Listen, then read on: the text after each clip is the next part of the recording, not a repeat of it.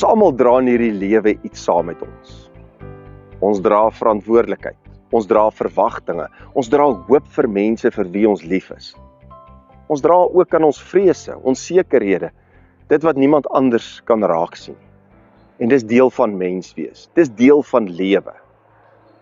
Maar die Bybel vra 'n ander, dieper vraag. Nie net wat dra jy nie, maar wat dra jou? En dan gee God 'n antwoord hierop. Ek dra julle op alle arendsvlerke en ek het julle na my toe gebring, as jy Eksodus 19 vers 4 lees. Let mooi op, hy sê, ek het julle gedra. Geloof is dus nie eerstens iets wat ons vir God bring nie, geloof is om te kan ontdek dat God ons lankal dra.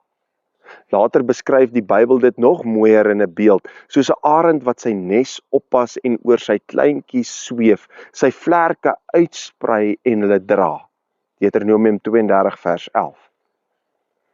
'n Arend leer sy kleintjies vlieg, deur hulle soms uit die nes te laat gaan.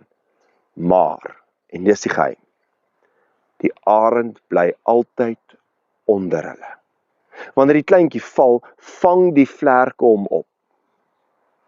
En dis mos geloof. Nie dat ek en jy nooit sal struikel in hierdie lewe nie, nee. Nie dat die lewe nooit onseker sal raak nie, nee. Maar dat ons nooit sal val sonder dat God onder ons is. Ek en jy dink baie keer geloof beteken ek moet net sterker wees. Ek moet net meer probeer. Ek moet net beter en swaarder kan dra.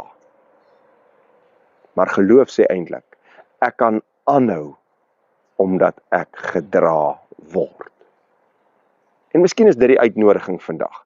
Nie om alles neer te sit nie, maar om te kan onthou. Jy dra in hierdie lewe nie alleen nie. Jy vlieg nie op jou eie krag nie. Onder jou is vlerke. Sterk vlerke, getroue vlerke. God se vlerke.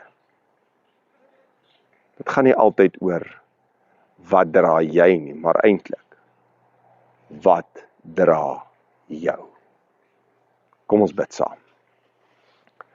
Genadige God, Hemelse Vader, Heer, dankie dat ons mag weet, dat ons wat baie keer so swaar dra in hierdie lewe, aan bekommernisse, aan onsekerhede, aan hoop, dat U ons dra.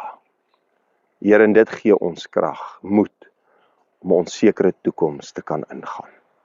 Wil U gee dat hierdie wete mense sal versterk, hulle weer krag en moed sal gee, om te midde van omstandighede, aanhou te probeer, omdat hulle weet dat U onder hulle is, dat U soos 'n arend ons vang op die vlerke.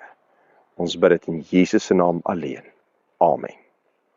Dankie dat jy vandag weer ingeskakel het, jy by die kerk aanlyn. Indien dit vir jou moontlik is, jy weet al, druk daai knoppie, deel die evangelie met ander. Dalk het iemand net nodig om te besef, hy is nie alleen in hierdie wêreld waarin hy so swaar dra aan al sy probleme en bekommernisse nie.